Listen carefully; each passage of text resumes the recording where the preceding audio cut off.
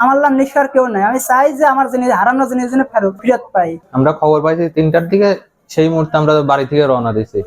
এটা জানার পরে আশেপাশের লোক ফোন দিছে, তখন আমরা জানতে পারছি। আইসে দেখি দোকানপাট মোটামুটি ভরি 5 সোনা, নগদ টাকা ছিল মোটামুটি 3 লাখের মতো, 200 ভরি চাঁদি। আপাতত এই প্রশাসনের কাছে দাবি যাতে সুষ্ঠুভাবে তদন্ত সাপেক্ষের বিচারটা আমরা চাই, তাছাড়া আমরা একেবারে নিঃস্ব হয়ে যাবো। তারা আমার সিন্ধুক খুলতে না পারার কারণে তারা উপরে যায়, উপরে আমার ওখানে যেয়ে আমাদের জিম্মি করে, আমার বাচ্চাকে আঘাত করে, আমার বউকে আঘাত করে এবং আমার বাচ্চাকে জিম্মি করে আমাকে ধরে নিয়ে আসে।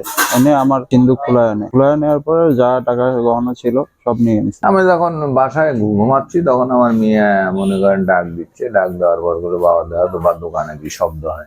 কেসি গেট আসলে তালা মারা, কেসি গেটের তালা ভাঙেছে। আপনার হইলো সামনে হলো গ্রিলের আসলে গ্রিলটা কাটছে, ভিতরে এসে সিন্ধুকের তালা আসলে সিন্ধুক ভাঙছে, ভাঙা আপনার 11 ভরি স্বর্ণ লিছে।